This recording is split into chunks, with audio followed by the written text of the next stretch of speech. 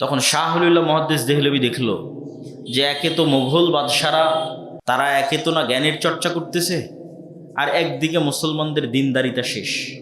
তখন শাহ ওলিউল্লাহ মুহাদ্দিস দেহলভী দেখলো এটার একটাই রাস্তা, জ্ঞান। জ্ঞানের বাতি যদি আমি না জ্বালাই তাহলে ভারতের মুসলমানদের ভবিষ্যৎ নাই, শেষ। 190 বছর ব্রিটিশদের জুলুমের পর আর 70 বছর যাবৎ ভারতের জুলুমের পর এখনো যদি মুসলমানেরা ন্যূনতম টিকে থেকেছে, তাহলে এটা শাহ ওলিউল্লাহ মুহাদ্দিস দেহলভীর ওই জ্ঞানের বাতি দিল্লিতে বসে জ্বালিয়েছিল। সৌদি আরব থেকে, মক্কা থেকে জ্ঞান অর্জন করে কুতুবে সিত্তার দার্স দেওয়া শুরু করেছিল। তারপরে শাহ ওলিউল্লাহ মুহাদ্দিস দেহলভীর ছাত্র তার নিজের ছেলে আব্দুল আজিজ মুহাদ্দিস দেহলভী, আব্দুল আজিজ মুহাদ্দিস দেহলভীর ছাত্র শাহ ইসহাক মুহাদ্দিস দেহলভী, ইসহাক মুহাদ্দিস দেহলভীর ছাত্র মিয়া নাজির হোসেন দেহলভী, যার প্রায় 1.5 লক্ষের অধিক সারা ভারত, পাকিস্তান, বাংলাদেশে যার ছাত্র ছিল মিয়া নাজির হোসেন দেহলভী।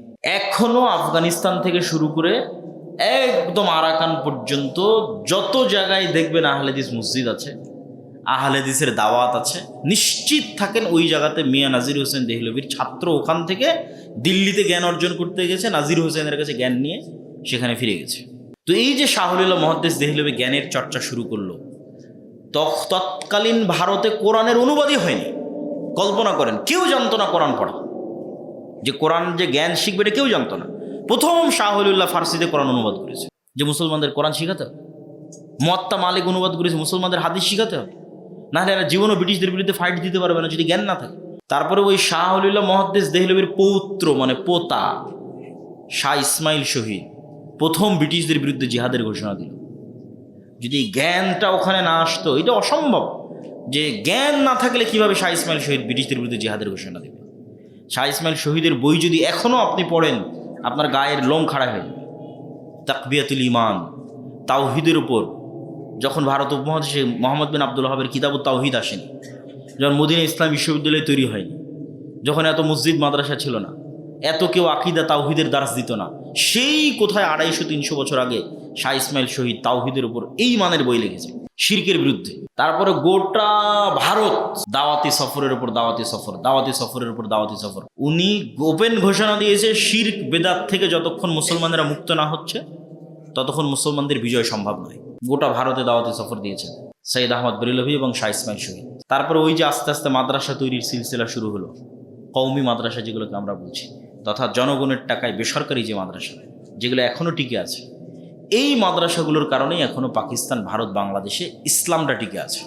নাহলে স্পেন থেকে যেভাবে মুসলমানেরা একদম সাফা হয়ে গেছে, এই ভারত উপমহাদেশ থেকে মুসলমানেরা জিরো হয়ে যেত, জিরো, যদি জ্ঞানের চর্চাগুলো তৈরি না হতো। সম্মানিত উপস্থিতি, তাহলে আপনি যদি এখন যেখানে দাঁড়িয়ে আছেন এখান থেকে আরও বেশি বিজয় অর্জন করতে চান, আরও জ্ঞানের দরকার, আরও জ্ঞানের চর্চার দরকার। যারা নতুন যুগের চাহিদা অনুযায়ী, নতুন জ্ঞান বিজ্ঞানের আলোকে মুসলমানের সন্তানদের জ্ঞান এবং বিজ্ঞান, জেনারেল শিক্ষা, ইসলাম শিক্ষা, দিন শিক্ষা, সকল দিক থেকে উন্নতি ঘটিয়ে একটা নতুন বিপ্লবের রাস্তা তৈরি করবে, এইটা আপনি শিক্ষা প্রতিষ্ঠান ছাড়া করতে পারবেন না। কেননা মানুষের এখানে যতক্ষণ নূর না ঢুকেছে, এখানে যতক্ষণ নূর না ঢুকেছে, ততক্ষণ ওই এসির বাতাস দিয়ে জাতি পরিবর্তন সম্ভব নয়, ফ্যানের বাতাস দিয়ে জাতি পরিবর্তন সম্ভব নয়।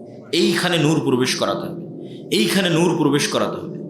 এটার জন্য আপনাকে শিক্ষায় ইনভেস্ট করতে হবে। আপনি আজকে আপনার মসজিদের দায়িত্ব ব্রাককে দেন না। আজকে আপনাদের বাংলাদেশের যতগুলো মসজিদ আছে, যদি কয়েক লক্ষ মসজিদ হয়, ব্রাককে যদি বলি কয়েক লক্ষ মসজিদ তোমাকে দিয়ে দিলাম, তো ব্রাক পরের দিন এই সব মসজিদগুলোতে এসি লাগানোর কাজ করবে, না পরের দিন এই সব মসজিদগুলোতে ওদের শিক্ষক নিয়োগ দেবে? আমাকে বলেন। তাহলে তো আপনারাও তো বুঝেন যে ব্রাক কী করবে। এই মসজিদগুলোতে এসি লাগানোর ব্যবস্থা করবে না। ওই মসজিদ যদি 5 টাকা থাকে ওই মসজিদের ফান্ডে, ওই 5 টাকা দিয়ে আগে শিক্ষার ব্যবস্থা করবে, যে গান শিখাও, নাচ শিখাও, ওই 5 টাকা দিয়ে, মানে ওর যেটা শেখানোর দরকার সেটা শেখাও। তাহলে আপনি কেন বুঝতেছেন না যে শিক্ষা আগে, শিক্ষা ইনভেস্ট আগে, শিক্ষার পিছনে টাকা বিনিয়োগ আগে। মানুষ যত জায়গায় টাকা ব্যয় করে তার মধ্যে সবচেয়ে দামি জায়গা টাকা ব্যয় করার, সেটা হচ্ছে শিক্ষা, জ্ঞান। এটা নিজের পিছনে বিনিয়োগ। এই গোলামির বাস্তব চিত্র যদি আরও ভালো করে দেখতে চান, যে জ্ঞান অর্জন না করার কারণে, এই জুয়া, নেশা আর খেলতামাশায় মত্ত থাকার কারণে গোলামির চিত্র কত নিম্ন লেভেলে যেতে পারে, তাহলে একদিন আপনি এখান থেকে অথবা কল্পনা করতে পারেন একদিন আপনি এখান থেকে লিবিয়াতে যাবেন, ঠিক আছে? লিবিয়ার রাজধানী ত্রিপলি। ত্রিপলিতে অন্তত এরকম কয়েক শত দালাল চক্র আছে, যেই দালাল চক্ররা বাংলাদেশের দালালদের সাথে কন্ট্যাক্ট করবে। বাংলাদেশের দালালেরা আবার আপনাদের গ্রামের গঞ্জের ছেলেপেলেদের সাথে কন্ট্যাক্ট করবে যে 20 লক্ষ টাকা দিব, 25 লক্ষ 30 লক্ষ টাকা দিব, এখান থেকে পাসপোর্ট করে দুবাই, দুবাই থেকে ত্রিপলি, ত্রিপলি থেকে যেভাবেই হোক তোমাকে ইউরোপে ঢুকিয়ে দেওয়া হবে। ইতালি, ফ্রান্স, জার্মানি যেটাতে পারবা সেটাতে ঢুকে যাবে।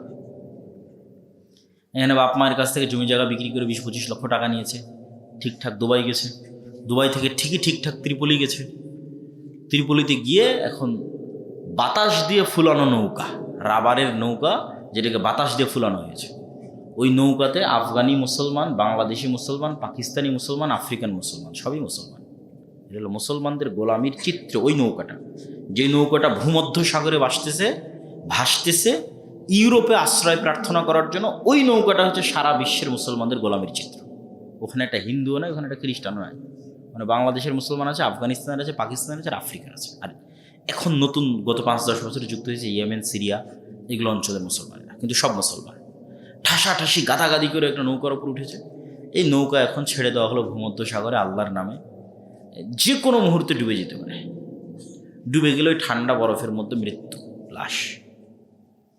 আর যদি কোনো মতে ওই ধারে ঘেসে, তাহলে হয়তো ইতালির পুলিশ উঠায় নিয়ে গেল, ফ্রান্সের পুলিশ উঠিয়ে নিয়ে গেল, নিয়ে গিয়ে ওই 2-3 বছর কোনো সেফ হোমে বন্দি অবস্থায় রাখবে।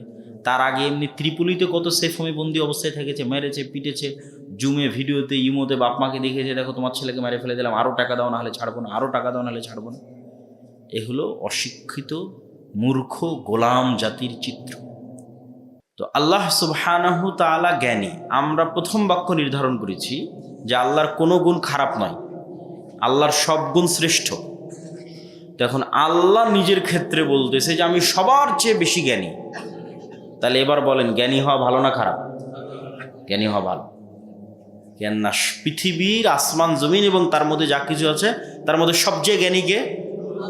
সবচেয়ে জ্ঞানী আল্লাহ নিজেই। এবার আসেন, আল্লাহ যত সৃষ্টিজীব সৃষ্টি করেছে তার মধ্যে আপনারা সবাই জানেন আশরাফুল মাখলুকাত হচ্ছে মানুষ। তো মানুষ যে আশরাফুল মাখলুকাত হলো, সেটা কি দিয়ে মানুষ আশরাফুল মাখলুকাত হলো? আল্লাহ সুবহানাহু ওয়া তাআলা ফেরেশতাদের ডাক দিয়ে বলছেন, ওয়াইজ ক্বালা রাব্বুকা লিল মালাইকাতি ইন্নী জাইলুন ফিল আরদি খলিফা ক্বালু আতাজআলু ফিহা মান ইয়াফসিদু ফিহা ওয়া ইয়াসফিকু দিমা ওয়া নাহনু নুসাব্বিহু বিহামদিক ওয়া নুকদ্দিসু লাক। আল্লাহ ফেরেশতাদের ডাক দিয়ে বললেন, আমি দুনিয়াতে মানুষ সৃষ্টি করতে চাই। ফেরেশতারা বলল, আল্লাহ দুনিয়াতে এমন কাউকে সৃষ্টি করবেন যারা মারামারি করবে, গন্ডগোল করবে, ফিতনা ফাসাদ করবে। আমরা তো আপনার তাসবিহ পড়ার জন্য আছি, আমরা তো আপনার প্রশংসা এবং জিকির করার জন্য আছি। আল্লাহ বললেন, ইন্নী আ'লামু মা লা তা'লামুন। ফেরেশতারা, আমি যা জানি তোমরা তা জানো না। তাহলে ফেরেশতা বেশি জ্ঞানী হলো না আল্লাহ বেশি জ্ঞানী হলো? তো আল্লাহ নিজের কাছে সিদ্ধান্ত রেখে নিচ্ছেন ফেরেশতাদেরকে এই কথা থ্রো করে যে ফেরেশতা তোমরা কি করো না বলেন তো? জানো না। ফেরেশতারা কি করে না? জানে না। আর আল্লাহর কাছে কি আছে? জ্ঞান আছে, তিনি জানেন। ফলত সিদ্ধান্ত কোনটা সঠিক সেটা আল্লাহ নিতে পারবে। তাহলে আল্লাহ সুবহানাহু ওয়া তাআলা ফেরেশতাদের জানিয়ে দিলেন যে ফেরেশতারা আল্লাহর চেয়ে কম জ্ঞানী। এবার ফেরেশতারা এটা স্বীকারও করবে যে তারা আল্লাহর চেয়ে কম জ্ঞানী, পুরোটার ভিত্তি জ্ঞানের উপর। এবার আল্লাহ সুবহানাহু ওয়া তাআলা আদম আলাইহিস সালাতু ওয়াস সালামকে সৃষ্টি করলেন, ওয়া আল্লামা আদামাল আসমাআ কুল্লাহা। তারপরে আদম থেকে নিয়ে কিয়ামত পর্যন্ত যত জিনিস পৃথিবীতে আসবে, এসেছে, অতীতে চলে গেছে, ভবিষ্যতে আসবে, সবগুলোর জ্ঞান আদম আলাইহিস সালামের ব্রেনে ছিল। মানুষের পক্ষে ক্যামেরা তৈরি করা অসম্ভব যদি এই ক্যামেরার জ্ঞান বাপের ব্রেনে না থাকতো। ও কোত্থেকে বের করে নিয়ে আসবে? মানুষের পক্ষে মোবাইল, কম্পিউটার তৈরি করা অসম্ভব যদি এটার জ্ঞান আদমের ব্রেনে না থাকতো। এটা লজিক্যালি সম্ভব নয়। তাহলে মানুষ অতীতে যা আবিষ্কার করেছে, ভবিষ্যতে যা আবিষ্কার করবে, সবগুলোর জ্ঞান পিতার ব্রেনে আছে। যুগের প্রয়োজনে ওই পর্দাটা খুলে গেছে। আদম আলাইহিস সালামের ব্রেন থেকে কপি হতে হতে হতে হতে হতে হতে আমার ব্রেনেও আছে। আমি যখন ওই সমস্যায় পড়ব তখন ওই পর্দাটা খুলে যাবে। মানুষ যখন বৈদ্যুতিক চাহিদায় পড়ে গেছে, তখন বিদ্যুতের রাস্তা আল্লাহ তৈরি করে দিয়েছে মানুষের জন্য। মানুষের যখন উড়ার দরকার হয়েছে তখন উড়ার ব্যবস্থা করে দিয়েছে। যুগের চাহিদা অনুযায়ী, মানুষের চেষ্টা অনুযায়ী ওই পর্দাটা খুলে যাবে।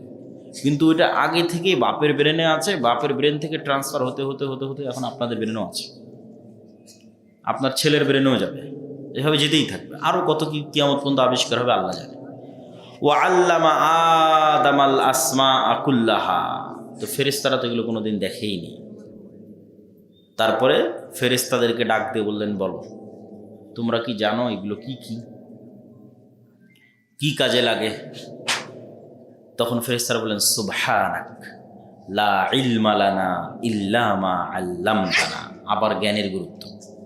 ফেরেশতারা বলছে, হে আল্লাহ, আপনি মহাপবিত্র, আপনি না শিখালে আমরা শিখব কোত্থেকে? আমরা অতটুকুই জানি যতটুকু আপনি জানিয়েছেন।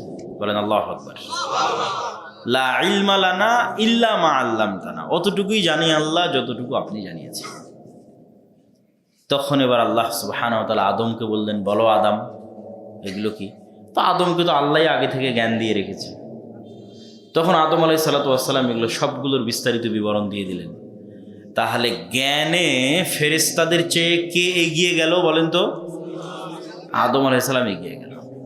এবার জ্ঞানের সম্মানে, জ্ঞানের শ্রেষ্ঠত্বে, জ্ঞানের স্বীকৃতিতে আল্লাহ বললেন, ওয়াইজ কুলনা লিল মালাইকাতি ইসজুদু লি আদম ফাসাজাদু ইল্লা ইবলিস। এইটা কিন্তু কে নূরের তৈরি সেটার শ্রেষ্ঠত্ব নয়, কে আগুনের তৈরি সেটার শ্রেষ্ঠত্ব নয়। এই জন্য ইবলিসের প্রশ্নই রং, ইবলিসের প্রশ্নই ভুল। ইবলিস প্রশ্ন করতেছে যে আল্লাহ, আমি আগুনের তৈরি, ও মাটির তৈরি, ওকে কেন সিজদা করব? আরে আদম, তোমার যে জ্ঞানই বেশি, এই জন্য সিজদা করবা। সৃষ্টি তো তুমি আগুনের হয়েছে, ফেরেশতা নূরের হয়েছে। কোন জিনিস থেকে কে সৃষ্টি হয়েছে সেটার দিকে দেখলে তো ফেরেশতারা শ্রেষ্ঠ, তারা নূর থেকে তৈরি হয়েছে। কিন্তু এখন আদমের শ্রেষ্ঠত্ব ফেরেশতার জিনের উপরে উঠে যাচ্ছে কিসের ভিত্তিতে বলেন? জ্ঞানে উঠে যাচ্ছে। আল্লাহ সুবহানাহু ওয়া তাআলা ফেরেশতাদের বললেন, ফেরেশতা তোমরা সিজদা করো আদমকে, না জ্ঞানে ও সেরা। তাহলে আমাদের প্রথম লজিক ছিল আল্লাহর যত গুণ আছে সব গুণ শ্রেষ্ঠ গুণ। তো আল্লাহ যখন নিজেই বলছে আমি সবার চেয়ে জ্ঞানী, তাহলে জ্ঞানী হওয়া খারাপ না ভালো? জ্ঞানী হওয়া ভালো। দুই, এবার আদম আলাইহিস সালাতু ওয়াস সালামকে আল্লাহ সুবহানাহু ওয়া তাআলা ফেরেশতা এবং জিনদের উপর প্রাধান্য দিয়ে দিলেন কিসের ভিত্তিতে? জ্ঞানের ভিত্তিতে। তাহলে কিয়ামত পর্যন্ত আদম সন্তান যত জ্ঞান অর্জন করবে তত উপরে উঠবে, এটা কমন লজিক। যত জ্ঞান শিখবে তত ক্ষমতা, রাজত্বে, সম্মানে উপরে উঠবে। এভাবেই পৃথিবীকে সেট আপ করা আছে। আর জ্ঞানে যত পিছিয়ে থাকবে তত ক্ষমতা, সম্মান এগুলোতে পিছিয়ে থাকবে।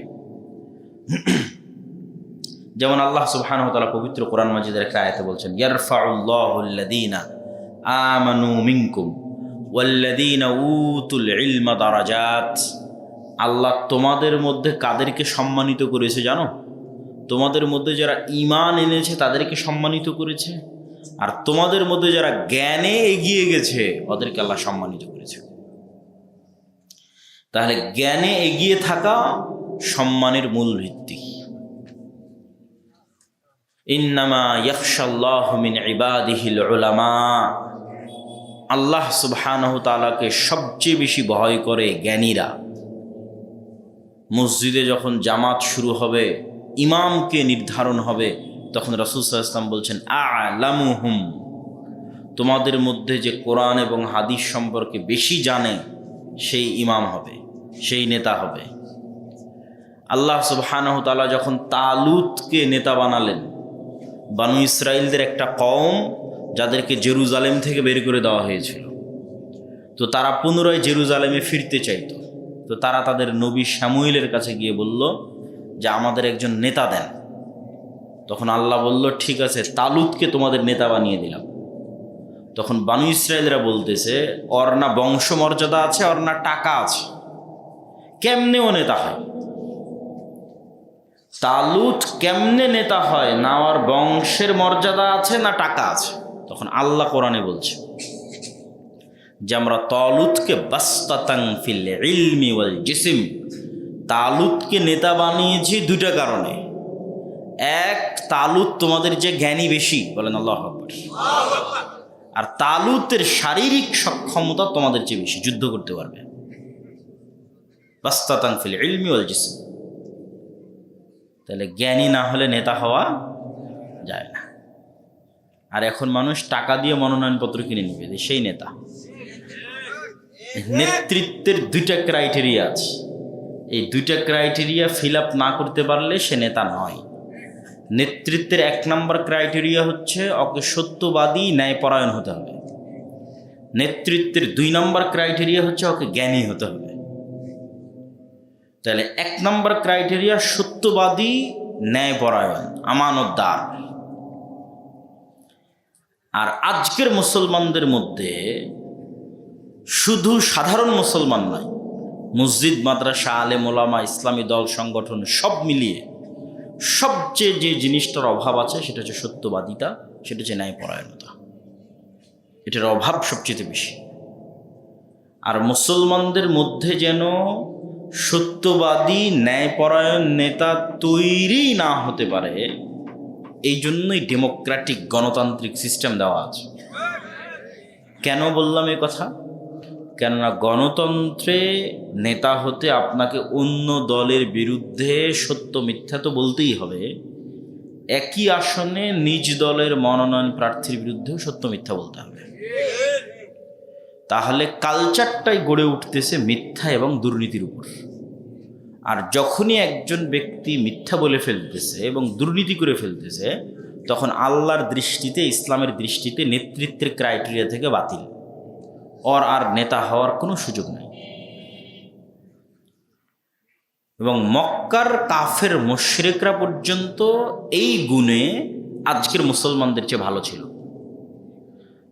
আজকের মুসলমানেরা গোলাম আছে শুধু এই কারণে, এই দুইটা কারণে। যে দুইটা কারণে বলছে কেন, গোলামের অল্টারনেটিভটাই হচ্ছে নেতা, গোলামের বিপরীতটাই নেতা।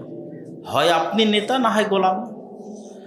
তাহলে আপনার নেতৃত্বের যোগ্যতা যদি না থাকে, আপনি গোলাম অবস্থায় আছেন।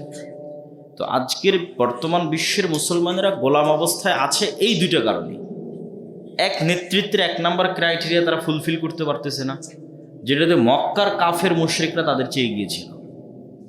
যেমন মক্কার একজন কাফের মুশরিক নেতা আবু তালেব, আল্লাহর নবীর চাচা। সে মুশরিক, মূর্তি পূজক, কিন্তু মিথ্যুক। আবু তালেব মিথ্যুক? কেউ বলতে পারবে না, হিস্ট্রিতে নাই, ওদের রক্তের মধ্যেই নাই, বলবে কিভাবে? আবু তালেব দুর্নীতিবাজ, কারো টাকা মেরে নিয়েছে? ওদের রক্তের মধ্যেই নাই দুর্নীতি করা। আব্দুল মুত্তালিব এবং আব্দুল মুত্তালিবের সন্তানদের রক্তের মধ্যেই দুর্নীতি করা নাই। কেন? এটা নেতৃত্বের প্রথম গুণ। সে মুশরিক হতে পারে। এই জন্য আবু তালেবের ছেলে আলী, 4র্থ খলিফা রাদিয়াল্লাহু তাআলা আনহু, আবু তালেবের ছেলে যখন মুসলমান হয়ে গেছে তখন বিশ্বের নেতা। কেন? নেতৃত্বের মূল ক্রাইটেরিয়া তো আগে থেকে ফিল আপ আছে, শুধু তাওহীদটা ছিল না। সত্যবাদিতা, ন্যায়পরায়ণতা তো জন্মগত অবস্থায় পেয়েছে, সেখানে তাওহীদ এসে যুক্ত হয়েছে, আল্লাহর নবীর জ্ঞান এসে যুক্ত হয়েছে, বিশ্বের নেতা হয়ে গেছে। আবু সুফিয়ান মহা বড় কাফের মুশরিক নেতা, আল্লাহর নবীর সাথে সবগুলো যুদ্ধে এই পারের নেতা মুহাম্মদ সাল্লাল্লাহু আলাইহি ওয়াসাল্লাম, ওই পারের নেতা আবু সুফিয়ান। উহুদের যুদ্ধে এই পারের সেনাপতি মুহাম্মদ সাল্লাল্লাহু আলাইহি ওয়াসাল্লাম, ওই পারের সেনাপতি আবু সুফিয়ান। খন্দকের যুদ্ধে এই পারের সেনাপতি মুহাম্মদ সাল্লাল্লাহু আলাইহি ওয়াসাল্লাম, ওই পারের সেনাপতি আবু সুফিয়ান। কিন্তু আবু সুফিয়ানের লাইফ হিস্ট্রিতে কেউ বলতে পারবে না যে আবু সুফিয়ান কারো 1 টাকা মেরে নিয়েছে, আর আবু সুফিয়ান কোনোদিন মিথ্যা বলেছে। এমনকি মুহাম্মদ সাল্লাল্লাহু আলাইহি ওয়াসাল্লামের নামে যখন আবু সুফিয়ানকে জিজ্ঞেস করা হয়েছে হিরাক্লিয়াসের দরবারে, তখনও আবু সুফিয়ান মিথ্যা বলেনি। কেননা মিথ্যা বললে নেতৃত্বের ক্রাইটেরিয়াতে বাতিল হয়ে যায়, আর নেতা থাকতে পারে না। তো এবার আবু সুফিয়ানের ছেলেরা যখন, আবু সুফিয়ান নিজেও ইসলাম গ্রহণ করলো, আর ছেলেরাও যখন ইসলামে চলে আসলো, মুআবিয়া থেকে শুরু করে আরও পরে যারা আসছে, তো এই উমাইয়া খলিফারাই হলো এই যতদূর পর্যন্ত আজকে ইসলাম গেছে তার 80% এরিয়া উমাইয়ারাই বিজয় করেছে। তারপরে তো আর কেউ সীমানা বাড়াতেই পারেনি। সীমানা ওই পর্যন্তই শেষ যে পর্যন্ত উমাইয়ারা বাড়িয়েছে। উমাইয়াদের আমলি মুহাম্মদ বিন কাসিম ভারত বিজয় করেছে, তো আজ পর্যন্ত ভারতে ইসলাম আছে। যেখানে যেখানে ইসলাম আছে সেখানে সেখানে উমাইয়াদের শাসনামলই গেছে। ওরাই সবচেয়ে বেশি এরিয়া বিজয় করেছে, কেন ওরা শ্রেষ্ঠত, নেতৃত্বের শ্রেষ্ঠতায় আসীন ছিল। কেন নেতৃত্বের প্রথম ক্রাইটেরিয়া তারা ফুলফিল করতে পেরেছিল, সেটা হচ্ছে সত্যবাদিতা, ন্যায়পরায়ণতা। আর এখন একজন মুসলমান খুঁজেন, ওসি, ডিসি, এসপি, মন্ত্রী, মিনিস্টার, এসিল্যান্ট, সাব রেজিস্ট্রার, এসপি, মুখে দাড়িও পাবেন, 50-100 বার উমরাও করেছে, ঠিক আছে, মাথায় দেখা যাচ্ছে টুপিও আছে, কিন্তু যখন ওই চেয়ারে বসতেছে তখন ঘুষ খায়। মসজিদ মাদ্রাসার কমিটিতে আছে, জালসার প্রধান অতিথিতে আছে, কিন্তু ন্যায়পরায়ণতা, সত্যবাদিতাই নাই। তাহলে এদের কাছে ইসলামের প্রকৃত চিত্রটা পরিষ্কারই হয় না, যে ইসলামের প্রকৃত চিত্রটা কি। এবং এরা ইসলামের বাহ্যিক আমলগুলোকে ধোঁকা দেওয়ার জন্য ব্যবহার করতেছে, নিজেকে ধোঁকা, আল্লাহকে ধোঁকা, মানুষকে ধোঁকা, 3টা ধোঁকা। যে আমি বাহ্যিকভাবে নামাজ পড়ে, বাহ্যিকভাবে হজ উমরা করে, বাহ্যিকভাবে দাড়ি টুপি দিয়ে আমি নিজেকে ধোঁকা দিব, আল্লাহকে ধোঁকা দিব, মানুষকে ধোঁকা দিব। কিন্তু ঈমান মানেই তো সত্যবাদিতার উপর দাঁড়িয়ে থাকা। লা ঈমান আল ঈমান লা আমানাত লাহু। যার আমানত নাই, যার ন্যায়পরায়ণতা নাই, ওর অন্তরে ঈমানও নাই। ঈমানটাই আসল।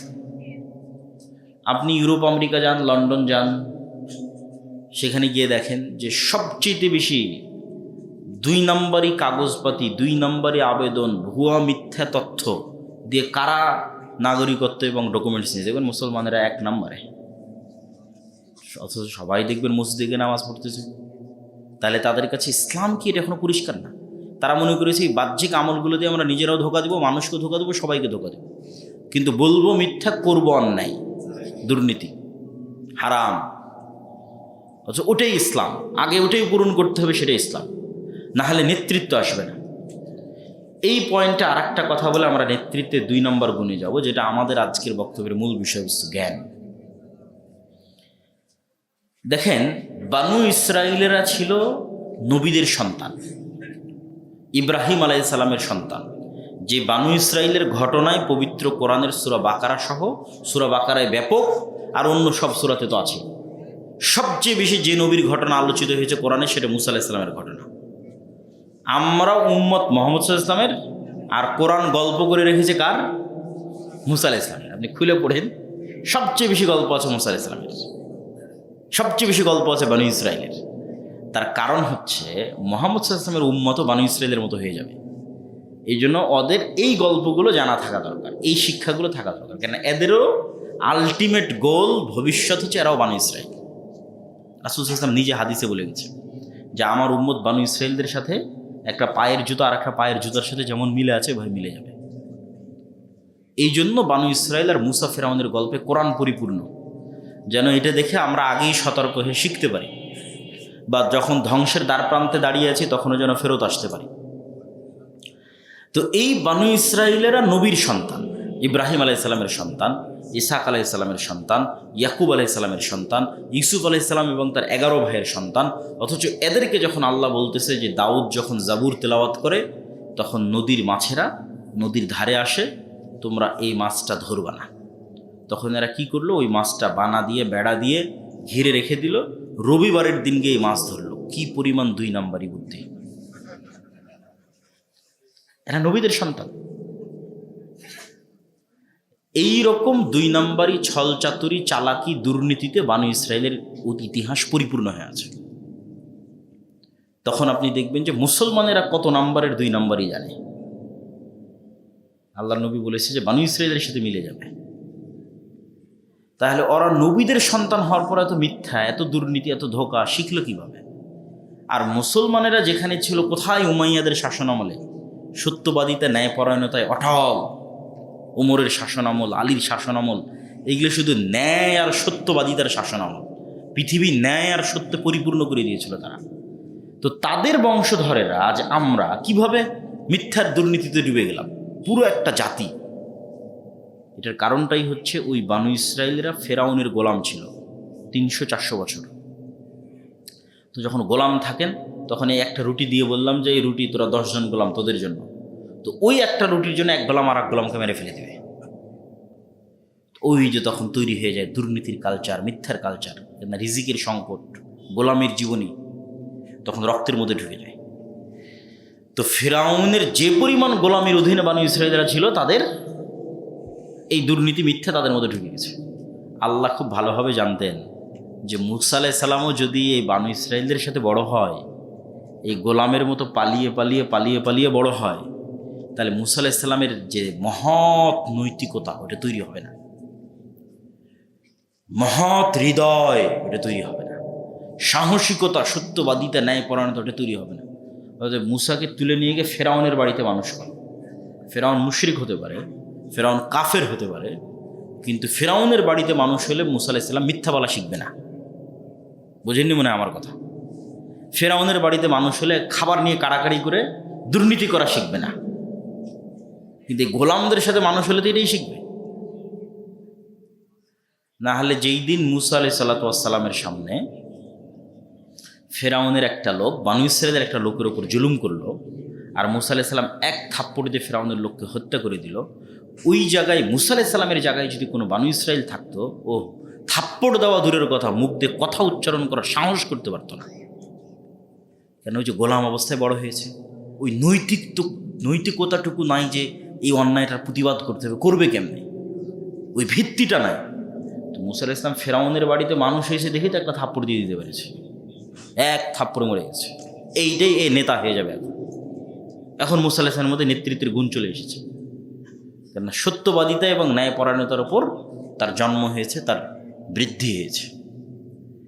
আর আমরা মিথ্যা বলা শিখেছি, দুর্নীতি করা শিখেছি কখন? যখন ব্রিটিশদের গোলাম ছিলাম 190 বছর। ওই স্বভাব এখনো ছাড়তে পারিনি আমরা। সম্মানিত উপস্থিতি, এইটা যতক্ষণ তৈরি না হচ্ছে ততক্ষণ আপনি নেতা হতে পারবেন না। 2 নম্বর নেতৃত্বের গুণ হচ্ছে জ্ঞান। এখনো বিশ্বের 3য় বৃহত্তম মসজিদ কর্ডোভার জামে মসজিদ, আর যখন তৈরি হয় তখন বিশ্বের সবচেয়ে বড় মসজিদ ছিল কর্ডোভার জামে মসজিদ। 70,000 মানুষ এক ফ্লোরে সালাত আদায় করতে পারবে, আর সেটাই এখন পৃথিবীর সবচেয়ে বড় গির্জা। নাউজুবিল্লাহি মিন যালিক। যে মসজিদটা ঈসা আলাইহিস সালাম এবং মারিয়াম আলাইহিস সালামের মূর্তিতে পরিপূর্ণ হয়ে আছে। মানুষ ওখানে গিয়ে যে সালাত আদায় করে গ্রেফতার করা হবে। স্পেনে যত গির্জা আছে প্রত্যেকটা গির্জাই মসজিদ। আপনি বাহির থেকে মনে করবেন এর মসজিদ, কেন না মেহরাবের মতো আছে, মিনারের মতো আছে, ভিতরে ঢুকে দেখবেন তো গির্জা। তাহলে ওয়াকফের জমি মুসলমানদের, নির্মাণ হয়েছে মুসলমানদের টাকায়, কিন্তু পরিণত হয়ে আছে গির্জায়। এই কর্ডোভার রাস্তাঘাটগুলো ছিল লাইব্রেরি, জ্ঞান বিজ্ঞান চর্চার কেন্দ্র। হাজার হাজার লাইব্রেরি ছিল, শত শত মাদ্রাসা ছিল। আর স্পেনের ম্যাপ যদি আপনি গুগল ম্যাপে গিয়ে দেখেন তাহলে দেখবেন এটা যে ইউরোপের মধ্যে। স্পেনের সীমানার সাথেই লাগিয়ে আছে ফ্রান্সের সীমানা, স্পেনের সাথেই লাগিয়ে আছে ইতালি এবং ফ্রান্স।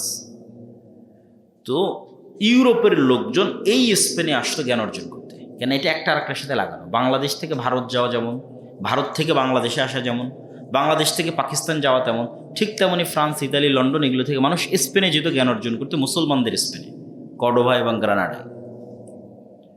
আর বাগদাদে মুসলমানেরা তৈরি করেছিল দারুল হিকমা, যে দারুল হিকমা হালাকু খাঁ চেঙ্গিস খাঁ জ্বালিয়ে দিয়েছিল।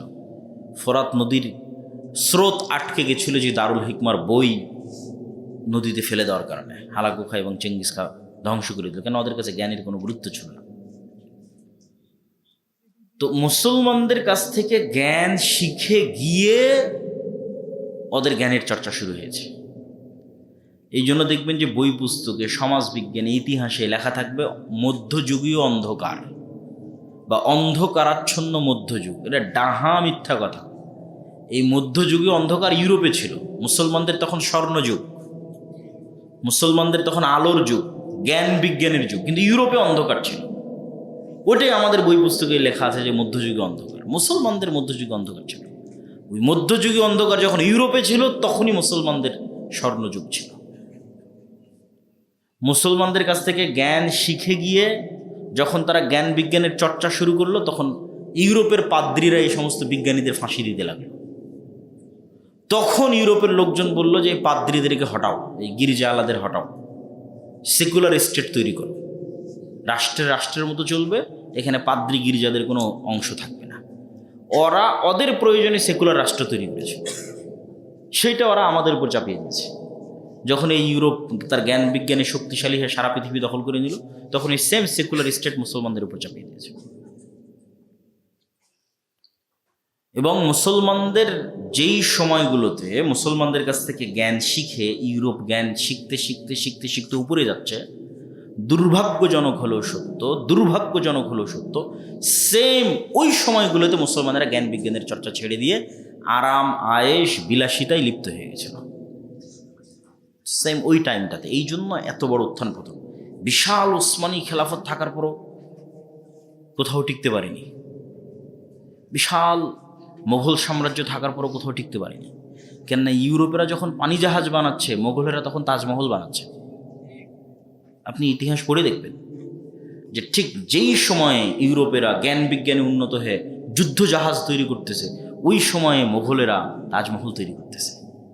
এই দুই ডিসিশনের কারণেই আর মুসলমানদের স্বাধীনতা রক্ষা করা যায়নি। আপনি তাজমহলের জায়গায় একটা বিশ্ববিদ্যালয় বানাতেন, এটা জ্ঞান বিজ্ঞানের গবেষণাগার তৈরি করতেন, তাহলে আর কোনো মতেই যুদ্ধজাহাজ নিয়ে এসে ইস্ট ইন্ডিয়া কোম্পানি কলকাতার পোর্ট দখল করে আর মুম্বাইয়ের পোর্ট দখল করে ভারতকে মুসলমানদের হাত থেকে নিতে পারত না। ওরা যেই পরিমাণ উন্নত অস্ত্রপাতি নিয়ে আসছে, যেই পরিমাণ যুদ্ধজাহাজ নিয়ে আসছে, এগুলো ছিলই না। কেন? ওগুলোর পিছনে এরা সময়ই দেয়। ওরা সব টাকা ব্যয় করেছে আরাম আয়েশ, বিল্ডিং নির্মাণ, বাড়িঘর নির্মাণ, এই বাগান তৈরি, শেষ। মুসলমানদের স্বাধীনতাই শেষ। একই অবস্থা ছিল উসমানীয় সালতানাতের সময়। তাহলে কি দেখা গেল? এখানে আর একটা বিষয় মনে রাখতে হবে, মুসলমানদের কাছে যখন জ্ঞান ছিল, তখন মুসলমানেরা জ্ঞানকে আল্লাহর নিয়ামত মনে করত, সাদাকায়ে জারিয়া মনে করত। এই জন্য একটা হিন্দুও যদি মুসলমানদের কাছে জ্ঞান শিখতে এসেছে, ইউরোপের খ্রিস্টানরাও যদি জ্ঞান শিখতে এসেছে, মুসলমানেরা ফি সাবিলিল্লাহ জ্ঞান শিখিয়েছে। এই পয়েন্টটা খুব ভালো করে মনে রাখবেন যে ইউরোপেররা মুসলমানদের কাছ থেকে জ্ঞান নিয়ে গেছে কোনো খরচ করা ছাড়াই, ফি সাবিলিল্লাহ। আর আজকে ইউরোপ এবং আমেরিকা যখন জ্ঞানের ভান্ডার পেয়ে গেছে, তখন এরা এই পুরো জ্ঞানটাকে কুক্ষিগত করে ফেলেছে। একটা মাস্টার্সের কোর্স আপনি ইংল্যান্ডে কিনতে যাবেন, 30 লক্ষ টাকা লাগবে এক বছরের। তাহলে খালি এক বছরের এমনি ফাও মাস্টার্সের কোর্স, তাহলে একটা পিএইচডি কোর্সের দাম কত হতে পারে? এমনি দু একটা নাম কস্তে স্কলারশিপ দেয়। এরা জ্ঞানকে কুক্ষিগত করে এখন বিক্রি হবে। করোনা ভাইরাস আসছে, কে আগে টিকা বের করবে? ওরা আগে টিকা বের করবে। ওই টিকা তোমাকে কিনতে হবে, এটাই বিজনেস। ওইটা দিবে না যে কিভাবে এটা বানানো যাবে। এক দেশকে আর এক দেশের সাথে যুদ্ধ লাগিয়ে দাও, অস্ত্র কার কাছে? অস্ত্র তো আমার কাছে, আমেরিকা। ওই অস্ত্র কেমনে বানাবে ওটা শিখাবে না, টাকা দাও, অস্ত্র কিনে নিয়ে যাও। তা এখন আরব বিশ্বের যা টাকা, সব টাকা এমনি চলে যাচ্ছে খালি ফাও অস্ত্র কিনতে। কিন্তু শিখবে যে ওইটা ও শিখাবে না, জ্ঞানকে কুক্ষিগত করে দিয়েছে। সম্মানিত উপস্থিতি, ফলত অটোমেটিক জ্ঞানের বিজ্ঞানে পিছিয়ে থাকার কারণে মুসলমানেরা পিছিয়ে আছে। মুসলমানেরা যেন জ্ঞান বিজ্ঞানে এগিয়ে যেতে না পারে, পশ্চিমকালেও যেন জ্ঞান বিজ্ঞানে মাথা তুলে না দাঁড়াতে পারে, এই জন্য মুসলমানদেরকে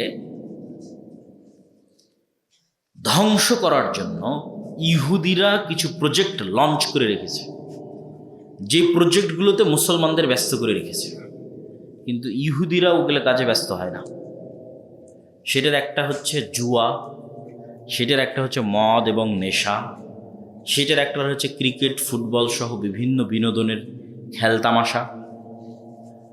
তারা এগুলোকে প্রমোট করে, তাদের অতিরিক্ত নষ্ট অর্থ দিয়ে পৃথিবীতে চলুক। এই মদ, জুয়া, নেশা, ক্রিকেট, ফুটবল এগুলোর উন্মাদনা না চললে মুসলমানদের সময় নষ্ট হবে কোত্থেকে? মুসলমানের পাগল যুবকেরা ওই জুয়ার পেছনে সময় নষ্ট করবে, অনলাইন জুয়া, বাস্তবে জুয়া, বিড়ি, সিগারেট, মদ সেটার পেছনে সময় নষ্ট করবে, খেল তামাশা, বিনোদন এটার পেছনে সময় নষ্ট করবে। আর ইহুদির সন্তানেরা স্ট্রিক্টলি বাধ্যতামূলক খালি জ্ঞান অর্জন করতে হবে, শুধু পড়তে হবে, পড়ে জ্ঞান বিজ্ঞানী, ব্যবসায়ী, ডাক্তার, ইঞ্জিনিয়ার, ব্যাংকার ওদেরকে হতে হবে। আর মুসলমানের সন্তানেরা এই যৌবনের মূল সময়টা জুয়ায়, নেশায়, খেলতামাশায় মত্ত রাখবে। এবার যখন 25-30 বছর হয়ে গেছে, তখন আর কোনো রাস্তা নেই, এখন বিদেশে গিয়ে কামলা খাট। রেজাল্ট, সামারি, আর কোনো রাস্তা নেই। এটা হলো গোলামির একদম বাস্তব চিত্র। এই গোলামির বাস্তব চিত্র যদি আরও ভালো করে দেখতে চান, যে জ্ঞান অর্জন না করার কারণে, এই জুয়া, নেশা আর খেলতামাশায় মত্ত থাকার কারণে গোলামির চিত্র কত নিম্ন লেভেলে যেতে পারে, তাহলে একদিন আপনি এখান থেকে, অথবা কল্পনা করতে পারেন, একদিন আপনি এখান থেকে লিবিয়াতে যাবেন। ঠিক আছে, লিবিয়ার রাজধানী ত্রিপলি। ত্রিপলিতে অন্তত এরকম কয়েক শত দালাল চক্র আছে, যেই দালাল চক্ররা বাংলাদেশের দালালদের সাথে কন্ট্যাক্ট করবে। বাংলাদেশের দালালেরা আবার আপনাদের গ্রামের গঞ্জের ছেলেপেলেদের সাথে কন্ট্যাক্ট করবে, যে 20 লক্ষ টাকা দিব, 25 লক্ষ 30 লক্ষ টাকা দিব, এখান থেকে পাসপোর্ট করে দুবাই, দুবাই থেকে ত্রিপলি, ত্রিপলি থেকে যেভাবেই হোক তোমাকে ইউরোপে ঢুকিয়ে দেওয়া হবে। ইতালি, ফ্রান্স, জার্মানি, যেটাতে পারবা সেটাতে ঢুকে যাবে। এখানে বাপ মায়ের কাছ থেকে জমি জায়গা বিক্রি করে 20-25 লক্ষ টাকা নিয়েছে, ঠিকঠাক দুবাই গেছে, দুবাই থেকে ঠিকঠাক ত্রিপলি গেছে। ত্রিপলিতে গিয়ে এখন বাতাস দিয়ে ফুলানো নৌকা, রাবারের নৌকা, যেটাকে বাতাস দিয়ে ফুলানো হয়েছে, ওই নৌকাতে আফগানি মুসলমান, বাংলাদেশি মুসলমান, পাকিস্তানি মুসলমান, আফ্রিকান মুসলমান, সবই মুসলমান। এটা হলো মুসলমানদের গোলামির চিত্র। ওই নৌকাটা, যে নৌকাটা ভূমধ্য সাগরে ভাসতেছে ইউরোপে আশ্রয় প্রার্থনা করার জন্য, ওই নৌকাটা হচ্ছে সারা বিশ্বের মুসলমানদের গোলামির চিত্র। ওখানে একটা হিন্দুও নয়, ওখানে একটা খ্রিস্টানও নয়, মানে বাংলাদেশের মুসলমান আছে, আফগানিস্তান আছে, পাকিস্তান আছে, আর আফ্রিকা আছে। আর এখন নতুন গত 5-10 বছরে যুক্ত হয়েছে ইয়েমেন, সিরিয়া, এগুলো অঞ্চলের মুসলমানেরা, কিন্তু সব মুসলমান। ঠাসাঠাসি গাদাগাদি করে একটা নৌকার উপর উঠেছে। এই নৌকা এখন ছেড়ে দেওয়া হলো ভূমধ্য সাগরে আল্লাহর নামে, যে কোনো মুহূর্তে ডুবে যেতে পারে। ডুবে গেলে ওই ঠান্ডা বরফের মধ্যে মৃত্যু, লাশ।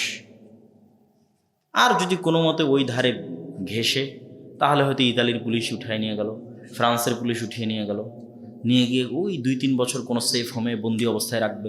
তার আগে এমনি ত্রিপুলিতে কত সেফ হোমে বন্দি অবস্থায় থেকেছে, মেরেছে, পিটেছে, জুমে, ভিডিওতে, ইমোতে বাপ মাকে দেখেছে, দেখো তোমার ছেলেকে মেরে ফেলে দিলাম, আরও টাকা দাও না হলে ছাড়বো না, আরও টাকা দাও না হলে ছাড়বো না। এ হলো অশিক্ষিত মূর্খ গোলাম জাতির চিত্র।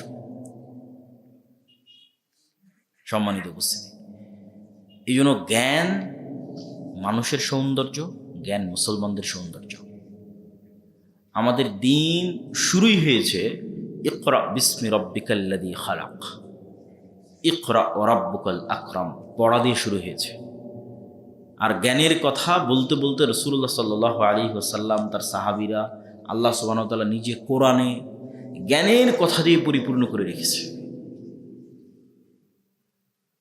অথচ আমাদের মধ্যে জ্ঞান চর্চার কোনো কালচারই নাই। এই জন্য সৈয়দ মুজতবা আলী তার বই কেনা প্রবন্ধের মধ্যে লিখেছে যে বাঙালির যাত্রার মঞ্চে ঢোকার টিকিট কাটার টাকা আছে, বাঙালির কোথাও জাদু হবে, কোথাও কি বলে ওর নাম, খেলা হবে, কোথাও ছবি হবে হলে, সেটা কেটে ওই ছবির হলে ঢুকে ছবি দেখার টাকা আছে, কিন্তু বই কিনতে বললে বই কেনার টাকা নেই। আর বই পড়ার সময়ও নাই। চায়ের স্টলে বসে আড্ডা দেওয়ার সময় আছে, টিভিতে ঘন্টার পর ঘন্টা মুভি দেখার সময় আছে, কিন্তু বই যে পড়বে কালচারই নাই, এই সংস্কৃতি নাই। অথচ ইংল্যান্ডে আমি 1 বছর ছিলাম, তো আপনি পার্কে যান, বিমানে উঠেন, আমি নিজে বিমানে উঠেন, বাসে উঠেন, ট্রেনে উঠেন, বই পড়ার কালচার আছে। কাউকে না কাউকে দেখবেন, 4-5 জন দেখবেন যে বই পড়তেছে। ওদের কাছে আমাদের চেয়ে দামি ফোন আছে, লেটেস্ট আইফোন আছে, কিন্তু কালচারটা আছে বই পড়ার। আমি মাঝে মধ্যে ওদের বই পড়ার ছবি তুলে আব্দুর রহিমের কাছে পাঠাতাম, যে এরা কাফের মুশরিক হতে পারে, কিন্তু জ্ঞান চর্চার আগ্রহ আছে, যেই কারণে এরা এখনো টিকে আছে, জ্ঞানের শক্তিতে এখনো টিকে আছে। আর আমরা মুসলমানেরা শুধু সময় নষ্টে টিকে আছি। তো এই জন্য জ্ঞান অর্জন এবং বইয়ের কথা যেহেতু আসলো, সেহেতু বক্তব্য আরও সামনে এগিয়ে যাওয়ার আগে আমাদের এখানে 2-3টা বই দিয়ে গেছে। তার মধ্যে একটা হচ্ছে ফিকহুল হাদিস ফতোয়া সিরিজ। এটাতে পবিত্রতা, তায়াম্মুম, অজু, হায়েজ, নেফাস, সালাত, এই পুরো সালাত এবং পবিত্রতা এই মিলে প্রায় 1000 প্রশ্নের উত্তর আছে। তাতে এমন কোনো প্রশ্ন আপনার মাথায় আসতে পারে না যেই প্রশ্নের উত্তর পাবেন না, এটা হতে পারে না। তো এই বইটা আপনার বাড়িতে থাকলে আর কোথাও ফোন দিয়ে জিজ্ঞেস করা লাগবে না যে প্রশ্ন কি, উত্তর কি। তারপরে হচ্ছে শাইখ আব্দুর রাজ্জাক বিন ইউসুফের উপদেশ বই আছে, রাসূল সাল্লাল্লাহু আলাইহি ওয়াসাল্লামের সালাত বইটা আছে, আমার লেখা রিজিক বই আছে, এবং সদাচরণ, যে আমলে জান্নাত মিলে, মানে বাপ মায়ের সাথে কেমন আচরণ করতে হবে, আত্মীয় স্বজন পাড়া প্রতিবেশীর সাথে কেমন, ঠিক আছে, ইয়েতিমদের সাথে কেমন, এই যে আচরণের বিষয়গুলো, এবং আচরণ যে সবচেয়ে বেশি স্ত্রীর সাথে কেমন, সন্তান সন্ততির সাথে কেমন, ঠিক আছে, এই আচরণ যে আমলে জান্নাত মিলে সেটা সদাচরণ। এই বইগুলোকে মূল্যায়ন করার চেষ্টা করি। বলছিলাম জ্ঞানের গুরুত্ব, জ্ঞানের তাৎপর্য, শিক্ষার তাৎপর্য। এবার আসেন, যত অধপতিত অবস্থাতেই থাকেন না কেন, সেখান থেকে উত্থান ঘটাতে হলো জ্ঞান লাগবে। যখন সেলজুকরা দেখল যে ক্রুসেডাররা, সেলজুক হচ্ছে একটা মুসলমান আব্বাসীয় খেলাফতের মধ্যে একটা খলিফাদের নাম হচ্ছে সেলজুক। সেলজুকরা যখন দেখলো যে ক্রুসেডাররা মানে হচ্ছে ইউরোপ থেকে আসা ক্রুসেডার, তারা একের পর এক শহর বিজয় করতেছে, একের পর এক দেশ বিজয় করতেছে, তখন ওরা এই ক্রুসেডারদের পতন ঘটানোর জন্য একটা মাদ্রাসা তৈরি করলো। সেই মাদ্রাসার নাম হচ্ছে মাদ্রাসা নিজামিয়া। যিনি তৈরি করেছিল তার নাম হচ্ছে নিজামুল মুলক। নিজামুল মুলকের নামে মাদ্রাসার নাম হলো মাদ্রাসা নিজামিয়া।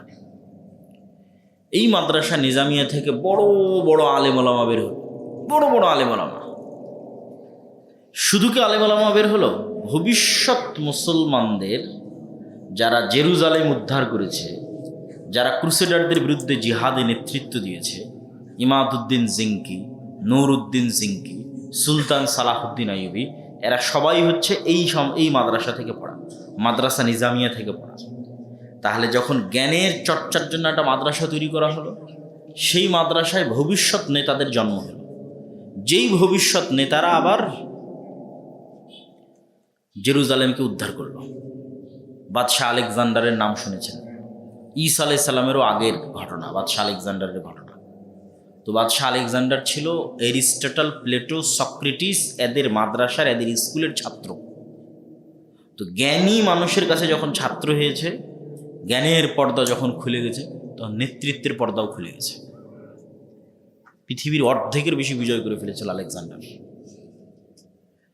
আজকের যে ব্রিটিশ বিরোধী আন্দোলন করে আমরা যে স্বাধীন বাংলাদেশে এখন বসবাস করতেছি, ন্যূনতম যতটুকু স্বাধীনতা ভারতের কাশ্মীরের মুসলমানদের তুলনায় আমরা একটু বেশি পাই, অথবা ভারতের যে কোনো অঞ্চলের মুসলমানদের তুলনায় বাংলাদেশে বসে যতটুকু স্বাধীনতা আপনি ভোগ করেন, এই স্বাধীনতাটাও ব্রিটিশ বিরোধী আন্দোলনের সময় মুসলমানেরা চিন্তা করেছিল, আল্লাহ রহম করুক, শাহ ওলিউল্লাহ মুহাদ্দিস দেহলভির উপর, যিনি এই শিরক বিদআতে পরিপূর্ণ, কুসংস্কারে পরিপূর্ণ। বাদশাহ আকবর তো ধ্বংস করে দিয়েছিল ইসলামকে। বাদশাহ আকবর দ্বীনে ইলাহি প্রজেক্ট লঞ্চ করেছিল খালি হিন্দুদের সাথে মুসলমানদের মিক্সিং করার জন্য। শ্রী চৈতন্যর প্রজেক্ট শুধু এসেই ছিল হিন্দু আর মুসলমানদের মধ্যে কালচারাল মিক্সিং করো। যেখানে এমনিতেই হিন্দুদের সংখ্যা বেশি, এমনি মুসলমানেরা নিজ ইমান আকীদা নিয়ে বাঁচার কথা নয়, সেখানে মুসলমান শাসকই চেষ্টা করতেছে হিন্দু আর মুসলমানের সংস্কৃতির মধ্যে মিল তৈরি করতে হবে। ফলত মুসলমান সমাজ শিরক বেদাত কুসংস্কারে ডুবে গেছে, ধ্বংস।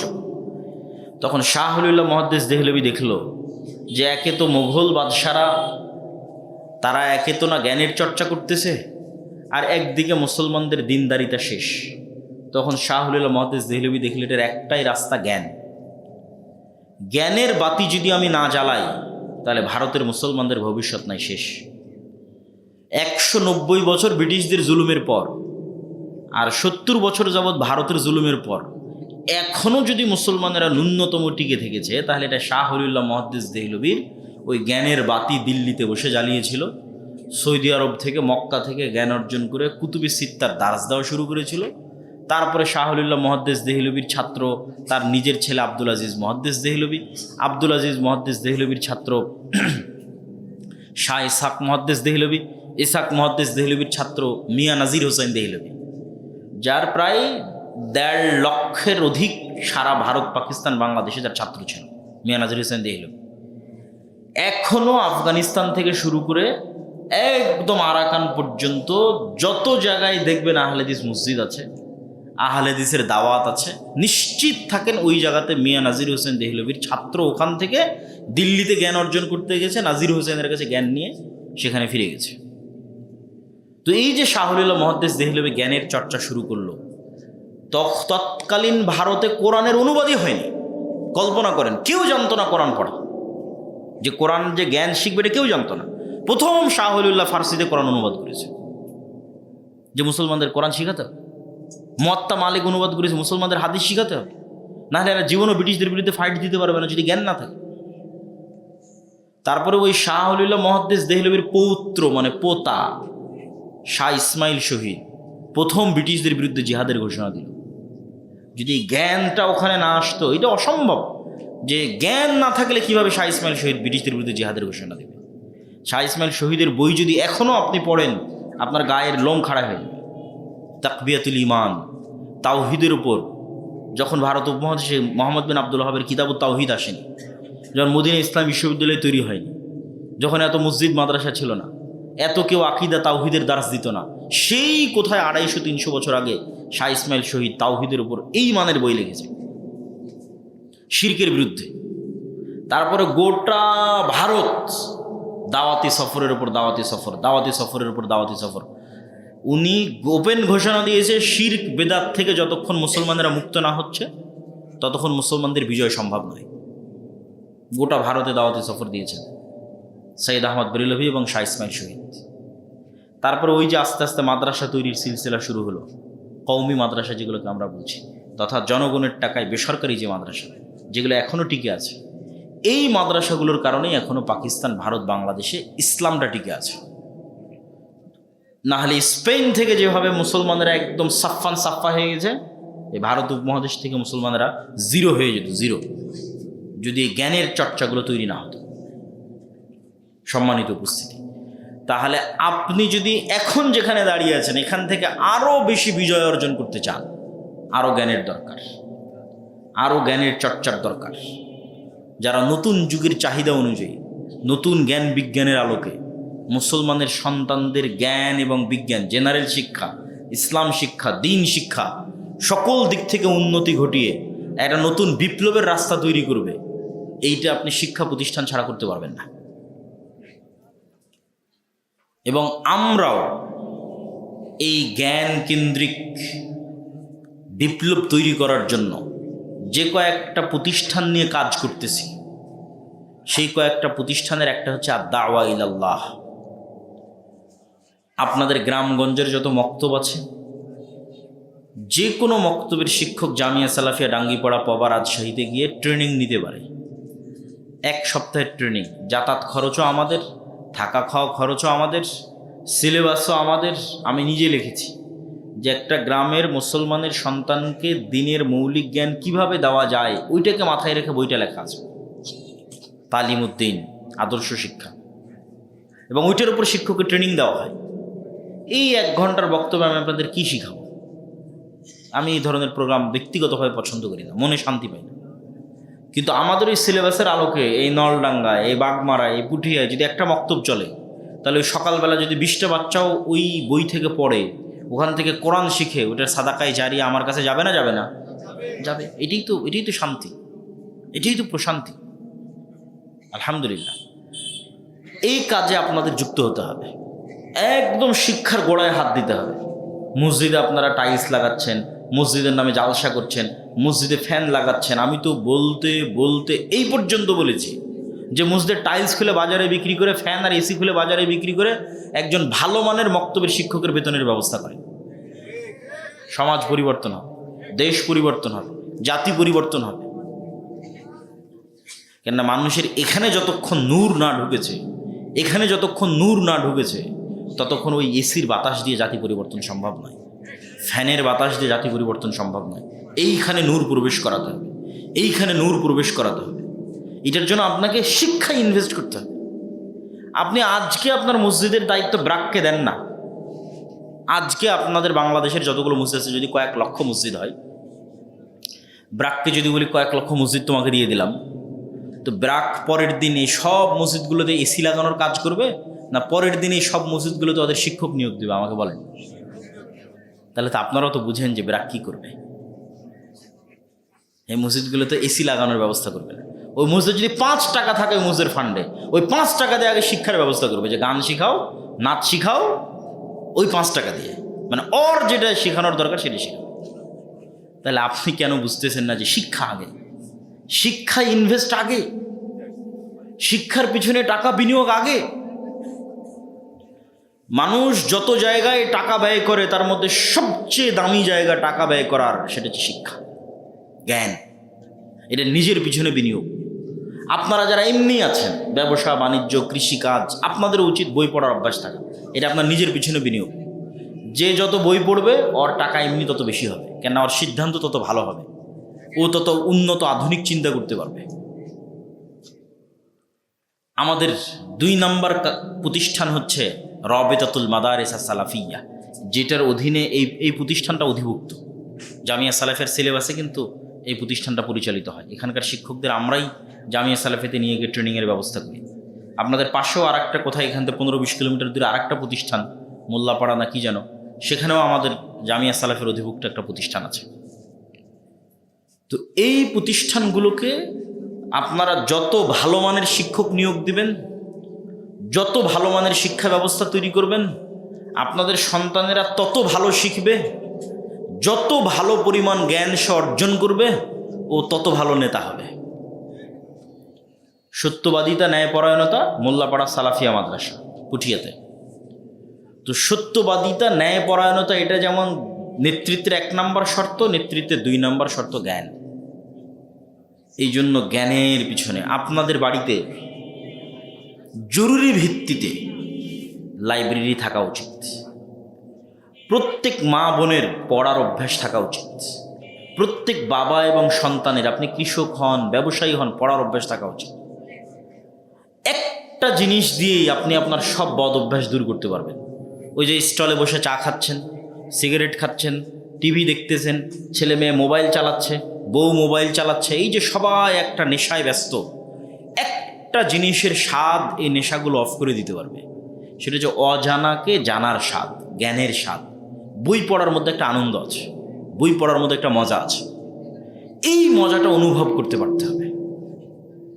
আপনি কয়েক রকমের বই রাখেন আপনার বাড়িতে, ইতিহাসের বই রাখেন, কোরআন হাদিসের বই রাখেন, জেনারেল বিজ্ঞানের বই রাখেন, পেপার পত্রিকা রাখেন, একটা না একটা তো পড়তে ভালো লাগবে।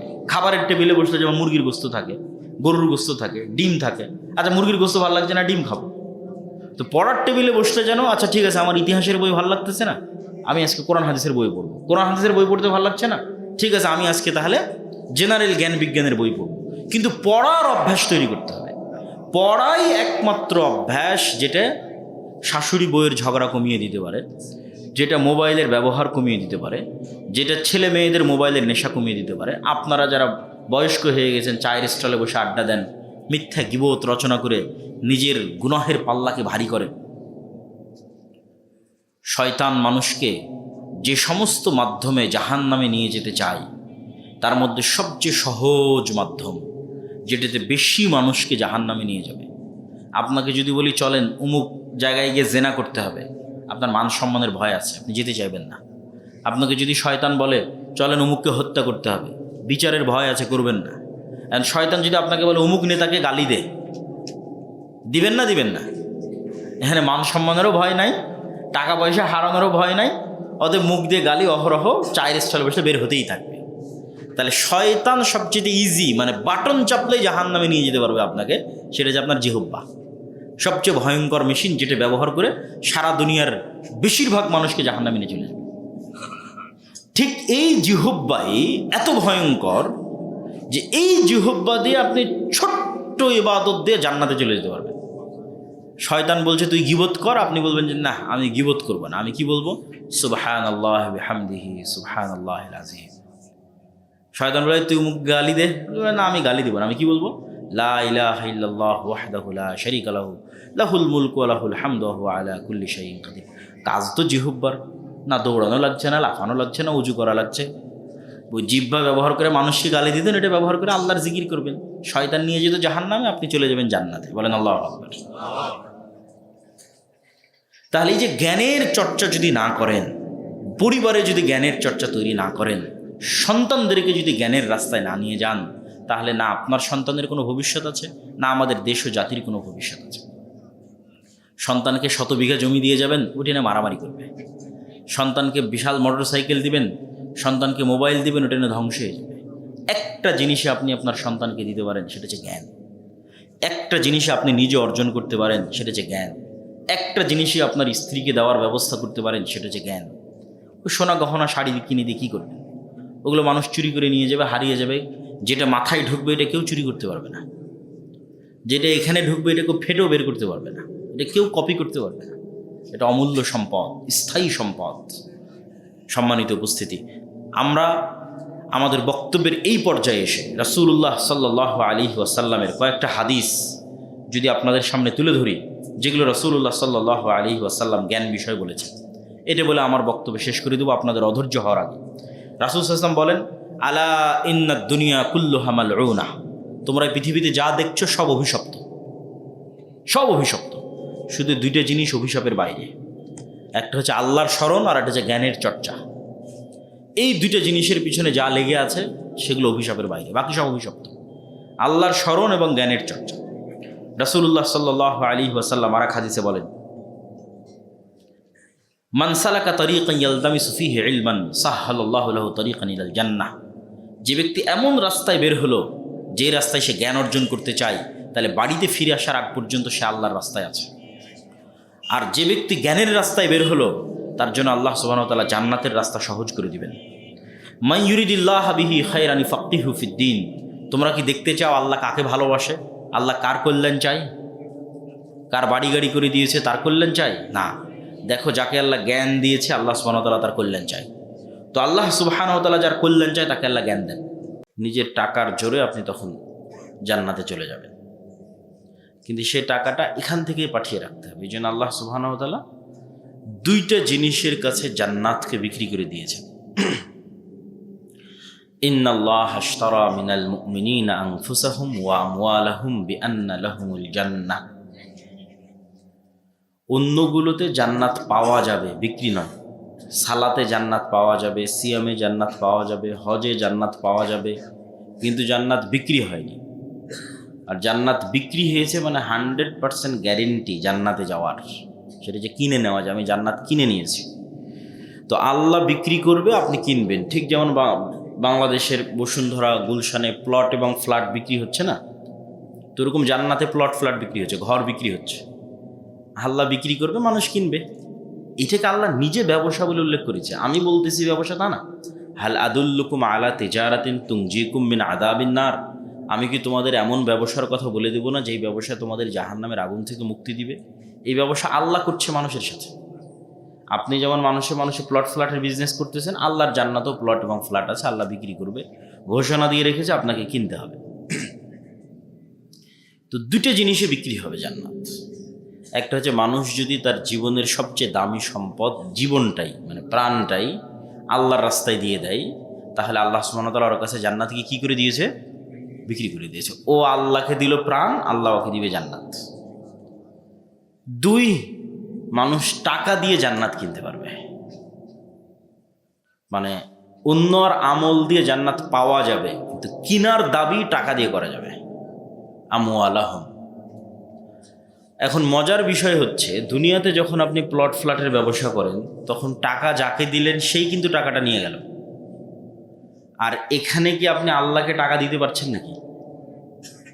যে ঠিক আছে আল্লাহ, তোমার কাছ থেকে আমি জান্নাত কিনবো টাকার বিনিময়ে, তো টাকাটা তোমার কাছে কিভাবে পাঠাবো? এটাই হলো আল্লাহর কারামাহ, মানে আল্লাহ মহান। তিনি এত মহান যে ওই টাকাটা আপনার গ্রামেই খরচ হবে। এই মাদ্রাসায় আপনার গ্রামের ছাত্ররাই পড়বে, এই মাদ্রাসায় আপনার গ্রামের শিক্ষকেরাই শিক্ষকতা করবে, ওদের পিছনেই ব্যয় হবে। এটা তার আল্লাহর কাছে যাচ্ছে না।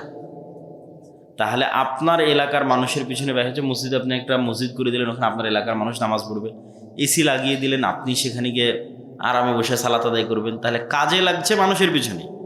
মধ্যেখান থেকে আল্লাহ বলছে ঠিক আছে, এটার বিনিময়ে আমি জান্নাত দিয়ে দিচ্ছি। বলেন আল্লাহু আকবার। আল্লাহ তো নিচ্ছে না, ব্যবহার তো দুনিয়াতেই হচ্ছে, দুনিয়ার মানুষের পিছনে ব্যবহার হচ্ছে। আপনি একটা মিসকিনকে খাবার দিচ্ছেন, ওই খাবার তো আর আল্লাহর কাছে যায় না, আল্লাহ তো খায় না, আল্লাহ তো অমুখাপেক্ষী, খাচ্ছে তো দুনিয়ার মানুষ, কিন্তু ওর বিনিময়ে আল্লাহ আপনাকে জান্নাত দিয়ে দিচ্ছে। এটাই হচ্ছে করিম। আল্লাহ সুবহানাহু ওয়া তাআলা মহানুভব, মহৎ। তো এই প্রতিষ্ঠানকেও আপনাদের সহযোগিতা করা উচিত, জরুরি। আমি জানি না যে কেউ এই মুহূর্তে চাদর নিয়ে ভেতরে ঢুকবে কিনা, ঢুকলে আমি ঢোকার জন্য আহ্বান জানাচ্ছি এবং আপনাদেরকে উক্ত প্রতিষ্ঠানে সহযোগিতা করার উদাত্ত আহ্বান জানিয়ে আমার মূল বক্তব্যের দিকে আমি আগাচ্ছি। মূল বক্তব্য হচ্ছে শিক্ষা, জ্ঞান। শিক্ষা এবং জ্ঞানের প্রয়োজনীয়তা, এটি আমার পূর্ব নির্ধারিত বিষয় দেওয়া আছে। শিক্ষা এবং জ্ঞান বিষয়ে প্রথমত আপনাদেরকে মনে রাখতে হবে যে আল্লাহ সুবহানাহু তাআলা রব্বুল আলামিন, তিনি ইলাহ, ইবাদতের যোগ্য। তো আল্লাহকে চিনতে চাইলে আল্লাহর গুণগুলো জানতে হবে। আল্লাহর গুণগুলো আল্লাহর শক্তি এবং ক্ষমতার প্রমাণ বহন করে। তো আল্লাহ সুবহানাহু তাআলার কোনো গুণ খারাপ নয়, আল্লাহ সুবহানাহু তাআলার সকল গুণ উঁচু। ওয়ালিল্লাহিল আসমাউল হুসনা, আল্লাহর নাম সর্বোত্তম, আল্লাহর গুণ সর্বোত্তম। তা এখন আল্লাহ যদি নিজেকে বলে যে আমি আলিম, আমি মহাজ্ঞানী, তাহলে আপনি বলেন জ্ঞানী হওয়া খারাপ না ভালো? তাহলে আমরা শুরু করেছি কি দিয়ে? হ্যাঁ, মহিলাদের প্যান্ডেলেও উদাত্ত আহ্বান জানাচ্ছি আপনাদের এই সহযোগিতার কার্যক্রমে অংশ নেওয়ার জন্য।